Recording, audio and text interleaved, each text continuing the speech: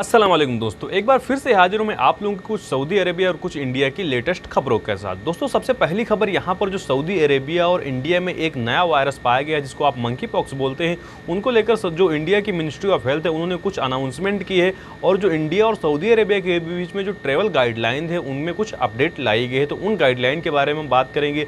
और दूसरी अपडेट यहाँ पर जो लुलु मॉल में एक कॉन्ट्रोवर्सी चल रही है अभी जल्दी में जो हुआ है एक नमाज और हनुमान चालीसा को लेकर, उस पर भी थोड़ा डिटेल से बात करें क्योंकि आज की इस वीडियो में आपको लुलु मॉल वाली पूरी कंट्रोवर्सी के बारे में ढंग से समझाने वाला हूं। उसके बाद दोस्तों हम बात करेंगे सबसे इंपॉर्टेंट अपडेट जो एक फ्लाइट बैन वाली अपडेट है। वीडियो कर दीजिए अभी से लाइक और आपने अभी तक चैनल को सब्सक्राइब नहीं किया तो सब्सक्राइब करके बेल आइकन को जरूर दबा दीजिए क्योंकि सऊदी अरब के अकॉर्डिंग जो भी इन्फॉर्मेशन और जो भी न्यूज होती है यहाँ पर आपको हिंदी लैंग्वेज में मिलती रहती है। तो दोस्तों बात कर लेते सबसे पहली अपडेट के बारे में। जैसा कि आप लोगों को मालूम है मंकी पॉक्स का एक जो केस है वो सऊदी अरेबिया में भी डिटेक्ट किया गया है और इंडिया में तो आई थिंक अब तक के 2 केस डिटेक्ट किए जा चुके हैं। इसको लेकर जो इंडियन गवर्नमेंट है, जो इंडिया की मिनिस्ट्री ऑफ हेल्थ है, उन्होंने जो सऊदी अरब से ट्रेवल करके इंडिया जा रहे हैं या फिर किसी भी अदर कंट्री से ट्रेवल करके इंडिया जा रहे हैं, उनको बताया है कि अगर आप इंडिया में ट्रेवल कर रहे हैं, जब आप एयरपोर्ट पर आएंगे तो आपका जो एयर सुविधा का रजिस्ट्रेशन है वो होना अनिवार्य है। लेकिन दोस्तों यहाँ पर अगर आप बात करें अपडेट की तो जो मिनिस्ट्री ऑफ हेल्थ का पोर्टल है एयर सुविधा वाला पोर्टल, तो वहां पर अपडेट ये कर दिया गया, एक अदर ऑप्शन ऐड कर दिया गया है वैक्सीनेटेड और नॉन वैक्सीनेटेड का, जिसको मैंने पूरी डिटेल से इस वाली वीडियो में आपको बताया। अगर आपको देखनी तो ये वीडियो आप देख सकते हैं। तो दोस्तों यहाँ पर जो वैक्सीनेटेड वाला ऑप्शन है वो उन लोगों के लिए है जो लोग वैक्सीन का 2 डोज ले चुके हैं। अगर आप सऊदी अरब में वैक्सीन के 2 डोज लिए हैं फिर भी आप अगर इंडिया जाते हैं तो वैक्सीनेटेड माने जाएंगे। लेकिन अगर आपने वैक्सीन का 2 डोज इंडिया में लिया है और अगर आप सऊदी अरब आते तो आप फुली वैक्सीनेटेड नहीं माने जाएंगे। लेकिन अगर आसान भाषा में समझे तो अगर आपने वैक्सीन के 2 डोज लिए हैं तो आप जब अपना अराइवल रजिस्ट्रेशन करेंगे तो वहां पर आपको फुली वैक्सीनेटेड सिलेक्ट करना है। लेकिन यहाँ पर दोस्तों अगर आपने वैक्सीन का कोई भी डोज लिया नहीं है या फिर अगर एक ही डोज लिया है, तब आपको एयर सुविधा का प्लेटफॉर्म जब आप अपना फॉर्म फिल करते हैं तो वहां पर आपको RT-PCR करा के अपनी नेगेटिव रिपोर्ट ऑनलाइन सबमिट करनी पड़ेगी।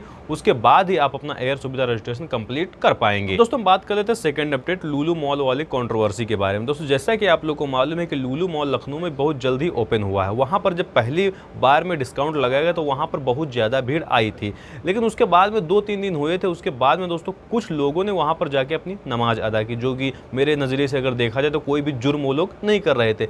लेकिन उसके बाद जो कुछ हिंदू संगठन थे उन्होंने घोर विरोध किया, जैसे कि आप यहाँ पर वीडियो में देख पा रहे हैं।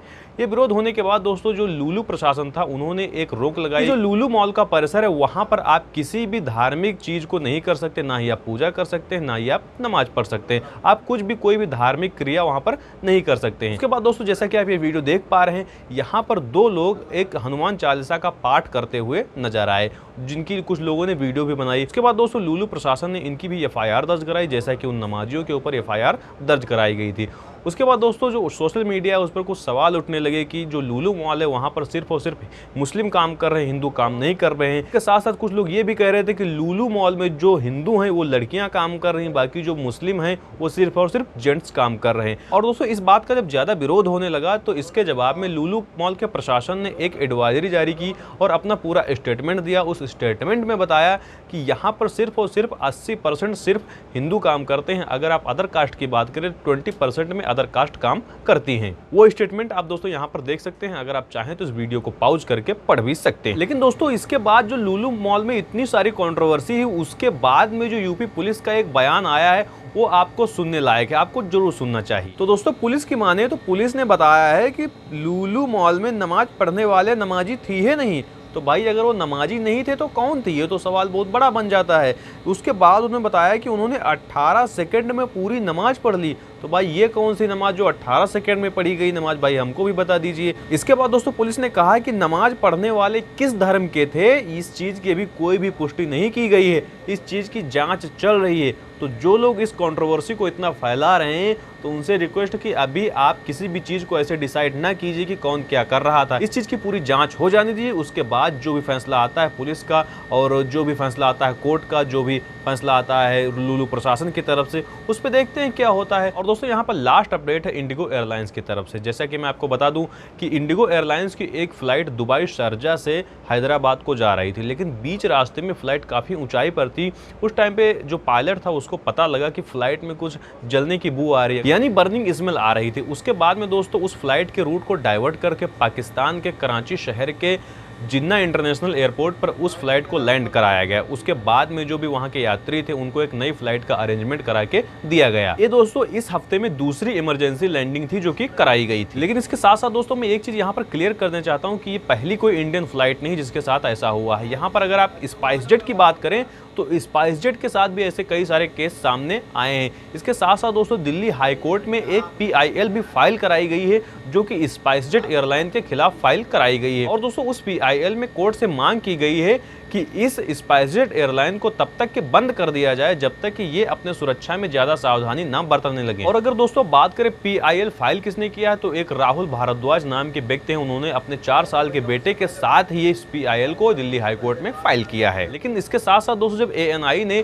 DGCA से सवाल पूछा कि ऐसा क्यों हो रहा है, दोस्तों DGCA ने अपने स्टेटमेंट में बताया कि ऐसी लगभग 30 घटनाएं रोज होती हैं, तो इन घटनाओं का सिक्योरिटी डिपार्टमेंट पे कोई ज्यादा प्रभाव नहीं पड़ता है। और यहाँ पर दोस्तों जो DGCA का स्टेटमेंट आया इसको अगर आप देखें ध्यान से तो यही स्टेटमेंट कॉपी करके जो स्पाइस जेट के MD थे उन्होंने कॉपी करके सेम टू सेम यही चिपका दिया है। लेकिन आप लोग कमेंट सेक्शन में जरूर बताइए कि DGCA के इस बयान पर आपकी क्या राय है और जो MD का बयान आया है उस पर आपकी क्या राय है। MD का बयान क्या है मैं आपको बता देता हूं। तो इस पर जवाब देते हुए दोस्तों स्पाइस जेट के जो MD हैं अजय सिंह ने बताया है कि स्पाइस जेट 15 वर्षों से एक सुरक्षित एयरलाइन चला रहा है।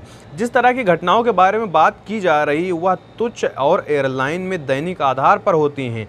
औसतन ऐसी घटनाएं 30 हर एक दिन होती हैं और हर एक दिन सामने आती हैं, इसलिए सिर्फ इसी एयरलाइन को टारगेट नहीं किया जा सकता। तो इनके इस स्टेटमेंट पे आपकी क्या राय है आप एक कमेंट सेक्शन में जरूर बताइए। तो दोस्तों ये थी इन्फॉर्मेशन जो मुझे लगे आप लोगों के साथ शेयर करनी चाहिए। आई होप दोस्तों वीडियो आपको पसंद आई होगी। वीडियो पसंद आई तो वीडियो को लाइक कीजिए, चैनल पर नए हैं चैनल को सब्सक्राइब करके बेल आइकन को जरूर दबा दीजिए क्योंकि ऐसी यूजफुल इन्फॉर्मेशन आपको यहाँ पर मिलती रहती है। मिलते हैं आपको अगली वीडियो में किसी अगले टॉपिक के साथ।